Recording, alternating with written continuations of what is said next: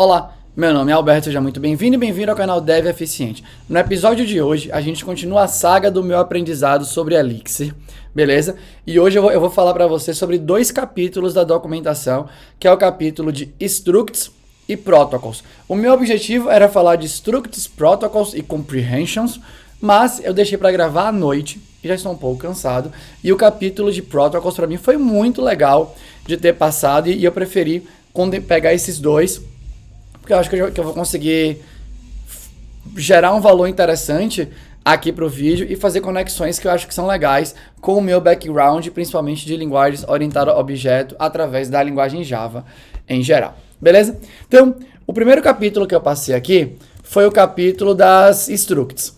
Esse foi um capítulo, teoricamente, mais tranquilo para mim. Não tem muito... Eu não sabia nem que tinha, né, as Structs no Elixir, mas quando eu vi os mapas lá para trás na documentação, eu imaginei que utilizar os mapas seria a maneira padrão da gente trabalhar com dados que representem coisas aí dos nossos projetos dentro da aplicação utilizando o Elixir. Então, por exemplo, estou aqui construindo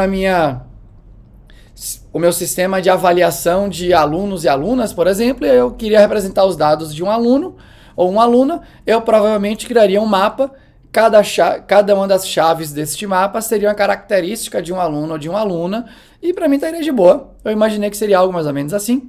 Mas você tem aqui, né, as Structs, que é uma estrutura pronta do Elixir para você criar justamente essa definição de dados. E qual que é a coisa supostamente mais interessante aqui? É que eu consigo criar os mapas com os nomezinhos específicos, consigo criar esses mapas com chaves que são obrigatórias e limitadas. Então eu digo que no mapa que é de aluno, eu vou ter nome, e-mail, CPF ou algo do gênero. Tão simples quanto isso, e eu não posso colocar novas chaves ali dentro. Eu posso dizer que aquelas chaves são obrigatórias de existirem na criação daquela struct. Eu posso colocar valores default em determinadas chaves e receber valores em outras chaves. E esse capítulo é basicamente sobre isso. Então, para definir um struct, eu utilizo aqui a palavra reservada. Eu estou em dúvida se é palavra reservada, se é uma macro, porque aqui, né, tem essa parada das macros aqui que eu ainda preciso aprender mais. Mas enfim, né, você usa aqui o def module e fala, quero definir... Você usa o def module para dar o nome do módulo e dentro do módulo você define a struct. E aí essa struct tem o nome desse módulo aqui, né? Então, eu venho aqui def module user e aqui eu vou definir que esse módulo tem uma estrutura que tem uma chave que chama nome com valor default John e uma chave que chama age com valor default 27. Aí, aqui é um exemplo um pouco descontextualizado que não parece que você teria esses valores iniciais para as chaves aí de uma struct que você criaria, né? E eu também aqui, obviamente que eu não tenho expertise em criação de linguagens de programação, então de vez em quando eu posso dar uma opinião aqui que a pessoa que manja mais da linguagem de programação, né, de criação de linguagem de programação, fala assim, que tosqueira que esse cara tá falando, né? Mas eu fico pensando, por que não teve um def struct, que o primeiro parâmetro era o nome da struct, e o resto, né, e o resto da construção seria as informações daquela estrutura e tal. Mas deve existir um bom motivo, eu que não estou conseguindo enxergar nesse momento aqui. E aí você tem aqui, né, o exemplo de uso. Como eu falei antes, por baixo do pano, as structs usam os mapas para suportar as chaves e tal. Então a sintaxe para criar a referência para structs e tudo mais é a mesma sintaxe de mapa. Então ele mostra aqui, ó, que eu posso criar um struct direto e ele vai pegar aqui os valores default. Então a impressão seria, né, age 27 name John. Assim como eu posso criar aqui uma nova struct ou criar uma nova referência, né, para esse mapa por baixo da struct, mas eu vou falar que eu estou criando uma referência para struct. E aí eu posso dizer agora que o name é Jane. Então agora eu tenho esse user que já tinha o valor default da idade para 27 e o name aqui ficou Jane. Se eu tentar acessar aqui, né, criar uma struct com uma chave que não existe, eu recebo um erro. Eu tenho vários exemplos aqui, né, que eu fui testando. Obviamente, na verdade, não está mais aqui, que aqui já tá os códigos dos protocols e tudo mais. Mas eu achei, pelo menos, para mim, foi bem de boa, porque aqui você faz um depara direto com uma classe, com as características da classe, que são os atributos. E confesso que foi bem de boa, para ser bem sincero. Bom, continuando, né? Aqui embaixo ele mostra como você poderia atualizar as informações de um struct. Então, para eu acessar, eu posso acessar direto pela chave. Se eu quiser atualizar, ó, eu passo a minha struct como argumento aqui e falo agora que o nome vai ser outro. Lembrando que o Elixir todas as estruturas do Elixir são imutáveis. Então, quando eu falo que eu vou atualizar a minha struct, na verdade eu estou criando uma referência para uma nova struct aí. Só que aí tem um detalhe importante nesse código, né? Que é um pensamento meu e de qualquer outra pessoa, pode ser assim, putz, não quer dizer que sempre que eu alterar uma estrutura de dado dessa, eu vou estar criando uma nova referência, né, uma nova estrutura inteira na memória e de alguma maneira você pode se preocupar, né, com o consumo de memória e tudo mais. E ele deixa claro aqui, ó, que nesse exemplo, John e Jane share the same key structure in memory. Então, obviamente que ele tem uma implementação esperta para quando você vai atualizando partes da struct, de alguma forma ele compartilha os valores que são iguais entre aquelas structs e você fica só com as diferenças que foram colocadas ali, né? Eu não sei qual é o tipo de algoritmo que é implementado para fazer isso, mas eu sei que existe, porque eu lembro que no Scala já se falava sobre isso, ou já tinha isso, quando você tinha as estruturas de dados que eram imutáveis. Eu lembro que tinha uma biblioteca que implementava estruturas de dados imutáveis também para JavaScript, que eu não lembro agora. Não sei se o nome era Immutable.j, eu não lembro o nome. E numa das explicações, quando ele mostrava o algoritmo da parada, tinha isso da memória compartilhada. Talvez exista semelhança aqui na implementação do Elixir. E assim como e aqui também, né, ele mostra que você pode aplicar o pattern matching aqui, né? Então aqui eu estou querendo fazer o match das informações da struct e eu quero pegar o valor do nome aqui. E aí, basicamente, aqui no final ele explica, né, esse lance que as structs são mapas por baixo do pano aí. E olha que interessante, aqui ele vem aqui e fala assim, né, isMap passando uma struct, true. E aí, a struct em si, né, o mapa, ele tem aqui uma chave que chama underline, underline struct, underline, underline, que é o que deve ser utilizado por debaixo do pano para conseguir acessar os valores e fazer as checagens aí necessárias do Elixir. Então, para mim foi bem de boa. Aqui ele explica como é que a gente pode criar, né, structs com... Aqui é uma struct que chama product, que não tem um valor default. Então aqui, né, o nome do produto é nulo. Aqui você pode criar structs com valores que não tem... chaves que não tem valor default, e aí as chaves com os valores default. Ele deixa claro aqui que as chaves que não tem valor default devem vir no início da struct. Eu confesso que eu não saquei direito porque tinha que vir no início ou não, mas porque eu poderia botar a chave, e se ela não tem nenhum valor associado, quer dizer que não tem valor default. Mas de novo, eu não estou longe de ser uma pessoa que entende bastante de criação de linguagem de programação, compiladores e tudo mais. Deve ter um motivo, eu que não sei explicar nesse momento aqui. Então, ele bota aqui, né, por exemplo, se você tentar criar a struct com um e-mail, que é a chave que não tem valor default no fim, você recebe um erro aqui.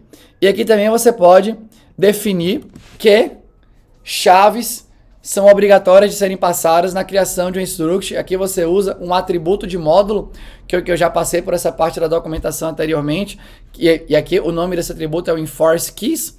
Então você fala que essa struct, para ser criada, você tem que passar aqui make, aqui no início. Beleza? Então, dá para você fazer muito deparo, eu falo sempre sobre isso, né? Sobre quanto mais background transferível você tiver para o que você está aprendendo neste momento, mais fácil vai ser você entender determinada coisa.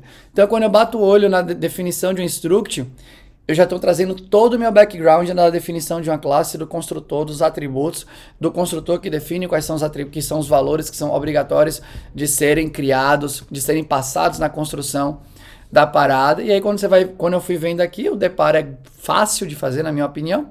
De novo, na minha opinião não. Dado o meu background, eu achei fácil, beleza? Então isso aqui passou bem tranquilo. Aí chega o próximo capítulo, que é o capítulo dos protocolos, que são os protocolos aí que me parece que é uma coisa muito importante dentro do Elixir, e eu já utilizei de montão aqui, né? Principalmente quando a gente acessou os enumerables, e aí eu não sabia disso na hora, né? Então se eu venho aqui, ele explicava lá, mas eu não sabia ainda mais ou menos o que era. Se eu venho aqui e faço enumerable.map, e aí passo aqui, sei lá, um mapa, né, 2 aqui, e depois eu tenho que passar aqui uma função, eu recebo aqui o valor, acho que é assim, né? Aí posso fazer algo assim, botar o int, não é assim. Enumerable.map 2 is undefined or private. Não são 2 parâmetros, é isso? Eu achava que eram 2. Eu tenho que passar o vetor, que é o que eu quero fazer o mapa, e a função do mapeamento. Eu achava que era para 2 parâmetros, mas não parece que é para 2, deve ser mais para algum, não sei quantos parâmetros são então.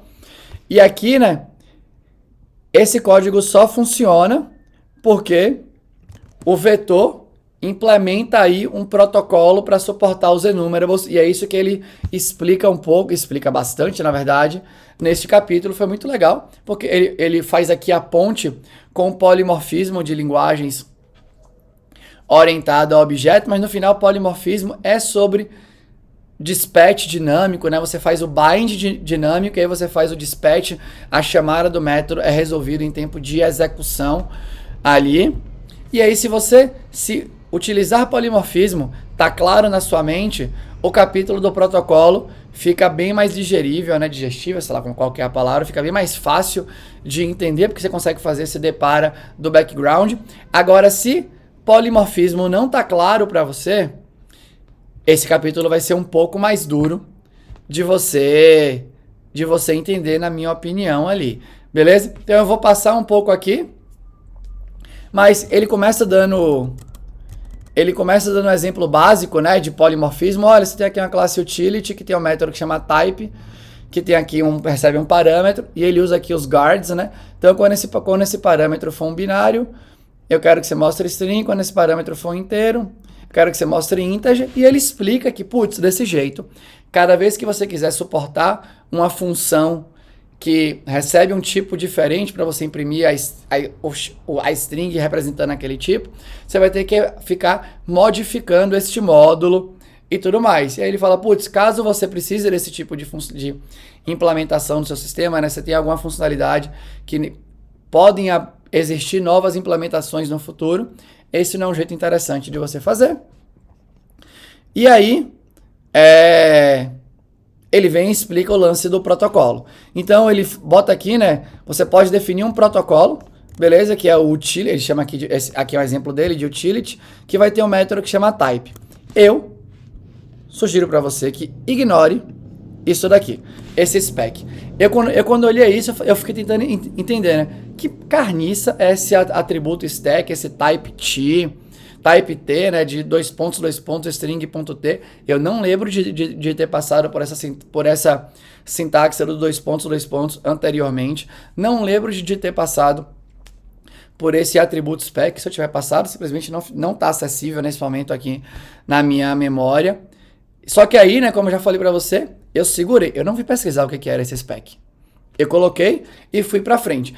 E mais para frente aqui na própria documentação, ele cria outros protocolos que não definem esse spec. E eu falei, putz, então não deve ser obrigatório. Aí eu depois criei esse próprio protocolo da utility sem a spec e funcionou. Ou seja, eu não sei para que serve.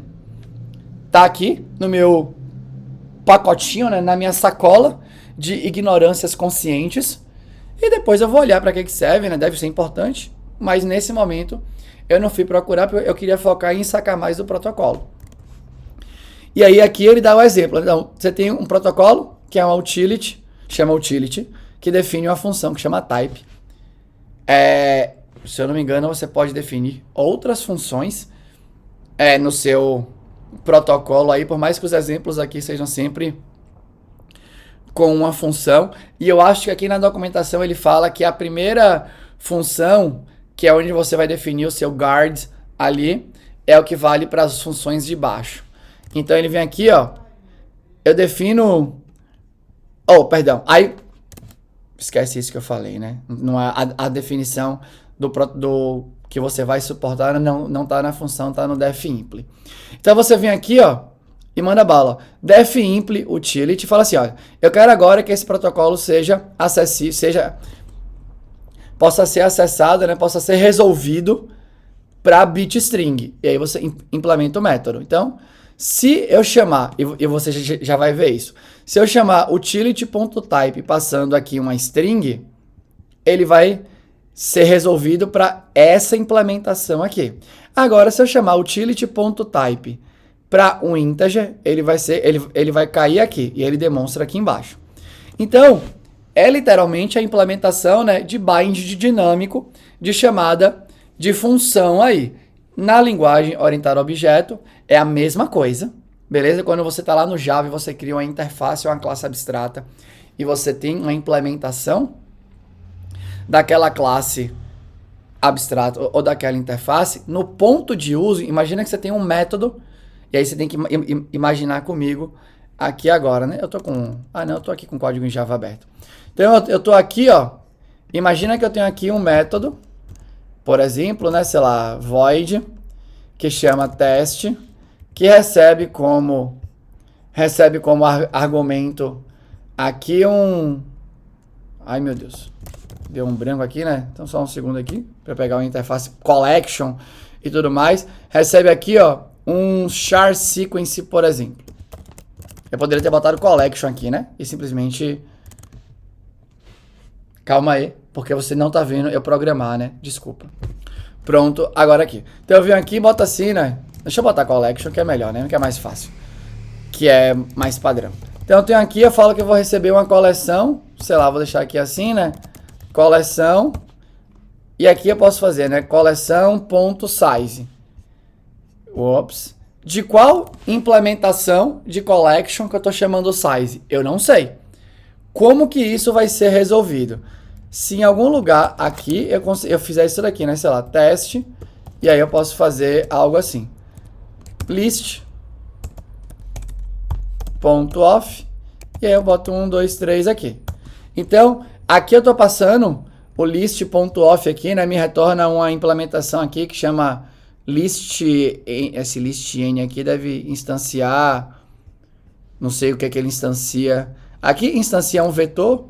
Aqui, por exemplo, então ele vai me passar aqui, sei lá, um arraylist. Ele vai criar aqui um arraylist da vida com esse valor fixo aqui. E eu passei como argumento. Esse ponto do código aqui, ó, que está selecionado, eu não sei o que é que vai chegar aqui. E em tempo de compilação você não sabe em qual classe que esse size vai ser resolvido. Só em tempo de execução. Então aqui, né, é o bind dinâmico que você consegue através do polimorfismo. A mesma coisa acontece aqui, ó. Quando eu faço utility.type e passo full, que é uma string, o Elixir por debaixo do pano, ele deve ter um catálogo aí que ele sobe em memória de todas as implementações daquele protocolo para determinados tipos. E aí ele vai vasculhar ali, ele deve ter um algoritmo para manter isso em cache, né, para saber alguma coisa e tudo mais. Basicamente, é isso. Ele deve criar um mapa, sei lá, por debaixo do pano para saber que, olha, a implementação do protocolo de utility para bitstring é essa daqui. Então, se eu passei a receber uma string, já chamo esse cara aqui direto, né? Enfim, algo assim. Beleza? Mas é o jeito que ele faz bind dinâmico aqui. E ele diz que... aqui, ó. Era isso que eu tinha me confundido, ó. O dispatch will always be based on the data type of the first input. O que eu entendi disso é, se eu tenho uma função com vários argumentos, percebe? Aqui agora, né? Eu tinha tentado explicar e tinha me confundido. Eu botei aqui a utility for bitstring. E aí imagina que esse type aqui recebesse mais de um argumento. A resolução vai ser feita pelo primeiro argumento. Então, se eu passasse um string e um inteiro, ele ia ver, o primeiro argumento é um string, então vai resolver para esse guard aqui, né, do bit string.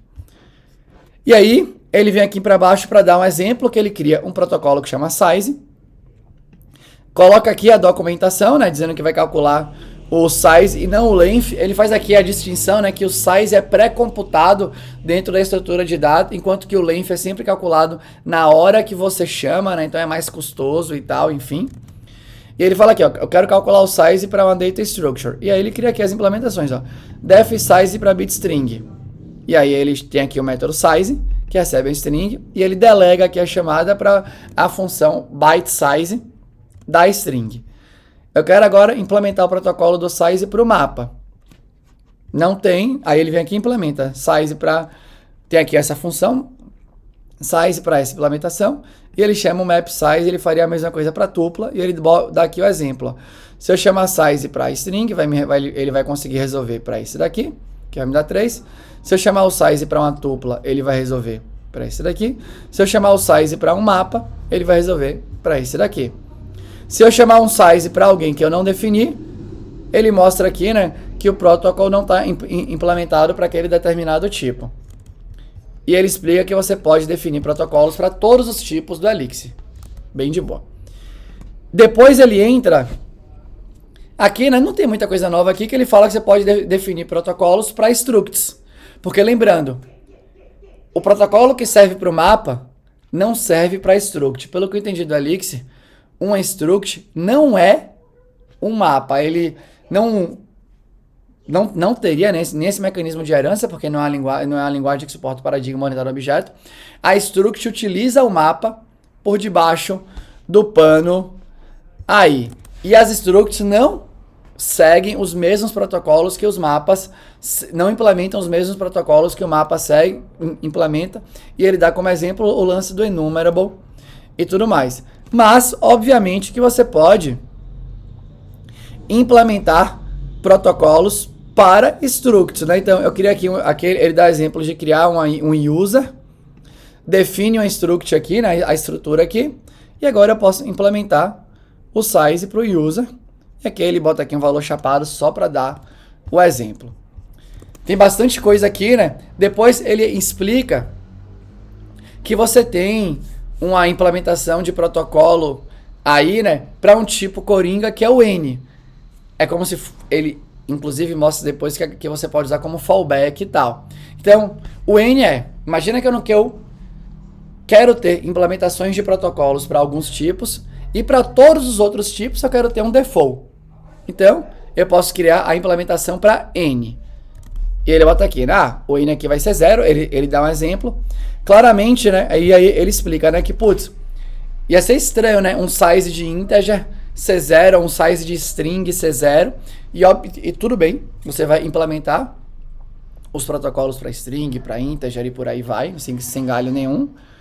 Só que, para determinados módulos, né, structs que você vai criar aí, pode ser que você queira simplesmente reaproveitar a implementação que você botou lá na implementação do protocolo do N.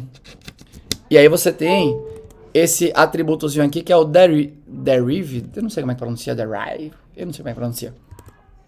E ele bota aqui, ó, você pode querer derivar de size e automaticamente o seu other user aqui tem agora uma função que chama size que implementa 0 aí, beleza? É só caso você queira criar uma coisa nova que não necessariamente tem uma implementação daquele protocolo, você pode pedir para utilizar a implementação de N daquele protocolo. Se tiver o N no caso, né? E você pode fazer o fallback. Você pode vir aqui no protocolo e falar assim, olha, imagina que eu nem quero derivar aqui, ó, nada. Quero só criar def module other user. E se alguém chamar size.size para other user, eu quero que caia automaticamente no N. Então você pode falar aqui, né, dar o opt-in do fallback para o N. A documentação deixa claro que ela não sugere isso. Me parece que o Elixir sugere para você que você seja sempre explícito e definir um fallback, você vai para a parte implícita ali da coisa, beleza? No final, ele fala dos built-in protocols. Tem aqui um map, né? enum.map, eu passo aqui. Eu não sei o que foi que eu errei não, que ele passa aqui 2, né? Mas basicamente, eu vou só copiar essa linha então. Então, deixa eu só copiar essa linha, deixa eu vir aqui no terminal. É bom, sei lá, vou deixar aqui. O parêntese ali deve estar sendo alguma sintaxe minha errada ou algo do gênero. E aqui, né, por que isso funciona? Porque existe provavelmente um def impl de enum para, eu sei lá qual que é o negócio, né? Veclist, aí eu não sei como é que é o nome. Aqui. Então deve existir, impl com E no final é bom, né? Deve existir uma implementação do protocolo de enum para a lista. E aí quando você passa o mapa, quando você passa esse argumento aqui, que é uma lista, ele consegue despachar a chamada da função map para a implementação correta do protocolo. E aqui tem um exemplo que eu achei particularmente legal, que ele dá esse exemplo aqui da tupla, ó. Deixa eu fazer só o seguinte aqui, deixa eu só sair. Eu só saí aqui e eu quero voltar. Então eu voltei aqui, né? Vou me aventurar aqui no terminal. Vou só copiar isso daqui, ó. Vou copiar aqui, não vou aqui no terminal. Criei a tupla. E se eu chegar aqui, né? E fizer assim, valores da tupla tuple igual, e aí pegar aqui assim, ó, tuple. Olha só que interessante. Ele vem aqui e mostra, né, que protocol string.chars not implemented for type tuple. Ou seja, nesse momento, então, a tupla não tem uma implementação do protocolo chars para tupla. E aí quando você passa ali a tupla quando você quer fazer, né, a impressão da tupla no string, isso não funciona. Por quê? Porque o protocolo chars define a função toString. E isso não tem. Se eu quisesse imprimir os valores aqui da tupla, ele sugere que eu use aqui o protocolo, se eu não me engano, que chama inspect. Então existe um protocolo que chama inspect e a tupla implementa esse protocolo inspect, que eu acho que é utilizado geralmente quando você quer fazer um toString de estruturas mais complexas. Pelo menos eu acho que eu li isso na documentação. Beleza? Só que olha que legal, né? Quando você meio que entende a parada. Você fala assim, putz, aqui eu lembro que no Ruby tinha o lance de classes abertas, que você podia criar novos comportamentos e até redefinir comportamentos de classes que já existiam na linguagem. Eu não sei, aqui no Elixir não tem classes, mas tem os módulos e tem as estruturas. Eu não sei se eu posso redefinir funções de módulos que já existem no Elixir. Mas os protocolos me permitem implementar protocolos para tipos que não ainda suportam determinado protocolo dentro do Elixir. Tanto protocolos que já são padrões da linguagem, como protocolos que eu posso criar no meu sistema por algum motivo. Então olha que legal, né? Dá para eu vir aqui, não sei se eu vou conseguir lembrar da sintaxe direto, mas eu posso fazer assim, ó. Eu quero fazer agora uma implementação do protocolo chars para tupla. E aqui agora, se eu não me engano, é toString, algo assim, né? Eu acho que é assim. E eu posso fazer assim, né? toString, que vai receber aqui um valor, né? Que nesse caso é uma tupla. E aí eu posso fazer assim, né? Inspect esse valor, porque eu sei que é uma tupla. É isso? Acho que eu fiz direitinho aqui agora. E aí aqui agora, se eu fizer a mesma coisa aqui assim, ó, vai funcionar. Se você pensar até nos design patterns que existe, esse daqui, né, eu fiz aqui um delegate que de alguma forma se conecta com um adapter. Eu não tinha o protocolo de chars para tupla e eu agora implementei o protocolo de chars para tupla, delegando para o protocolo do inspect para a implementação do protocolo do Inspect para Tupla e funcionou. Esse é um marco muito importante quando você está tentando aprender alguma coisa. Se você for capaz de pegar o que você acabou de aprender e utilizar num cenário diferente do que foi sugerido, quer dizer que de alguma forma aquela parada conectou na sua mente e tudo mais. Então eu fiquei feliz quando eu pensei nisso e eu acho que para mim está meio claro como funcionam os protocolos e eu acho que eu vou ser capaz de utilizar os protocolos mais para frente, dado quando eu for buscar implementar um projeto real com a Elixir, quando eu chegar nesse ponto da minha jornada de definir um objetivo mais claro de aprendizagem aí. Beleza? Eu acho que era isso que eu tinha que passar aqui. Deixa eu ver se eu passei por mais alguma coisa aqui. Não? Acho que era isso.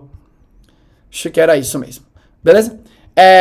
Deixa eu voltar aqui, né? Então eu tô no capítulo 16 de 23 capítulos iniciais do Getting Started, aqui da documentação do Elixir. Eu espero acabar aí, né? Pelas próximas semanas. De alguma forma, espero que esteja sendo legal para você. Se você está aprendendo Elixir, eu acho que essa playlist pode ser interessante para você vir comigo. Se você conhece alguém que quer aprender Elixir, eu acho que você pode também indicar essa playlist, que pode ser interessante. Beleza? Mas basicamente é isso. Se você gostou, deixa um comentário aqui. Se você não gostou ou tem um comentário construtivo, deixa que também eu vou ter o maior prazer em falar com você. Beleza? Era isso. Tchau.